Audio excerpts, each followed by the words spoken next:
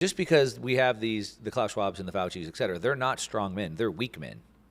And they're the ones creating the bad times. So we need these strong men to rise up. And so we're seeing this all over the world. And I think I talk about this pendulum that swings back and forth.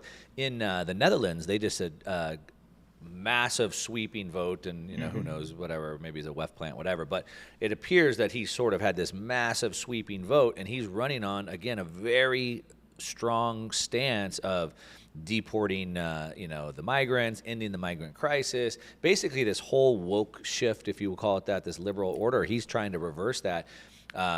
Poland is doing it. Even Giorgia Meloni in Italy sort of ran on that. And again, back to the Tates and the Joe Rogans, et cetera. So it seems like the world they want to hear this message. They're dying for that strong leader to come back and fill in that vacuum. It seems like. There is, and just I want to touch on strength. So in the essay that I wrote, there's a section there that talks about what strength implies, right? And I use an example, which is when two people get in a ring to fight, boxing match, MMA, whatever, right? You would expect the person who is stronger, more prepared, faster, more skilled, etc., to win. Yes, there is a luck component, and luck is something you just can't take out of the equation of life. Luck is the ineffable, luck is God, luck is the thing that is immeasurable. But by and large, on a long enough time scale, the more prepared, the stronger, the faster, etc., will win.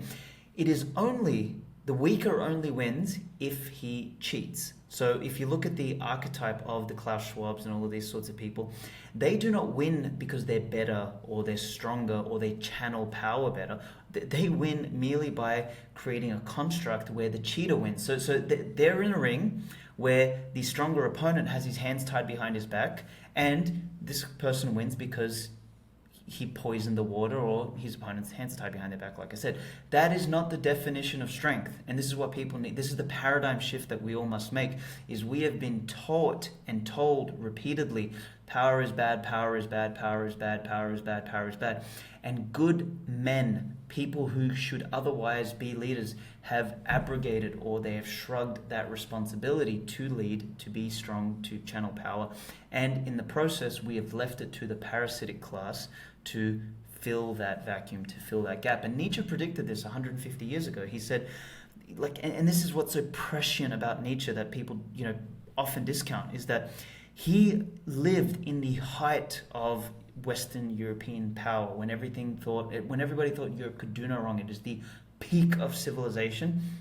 He said a cancer, and I'm paraphrasing him here, he said a cancer has entered our civilization, and in the next century we will enter the age of the last man.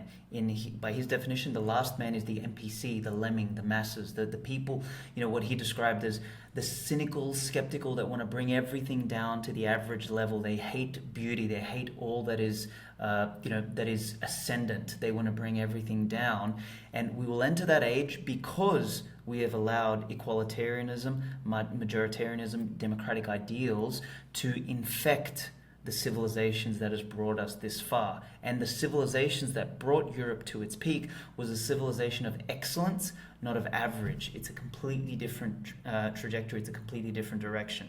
It reminds me of Tony Robbins' you get growth or you get death. You don't get to pick both. They are two separate directions. They are divergent.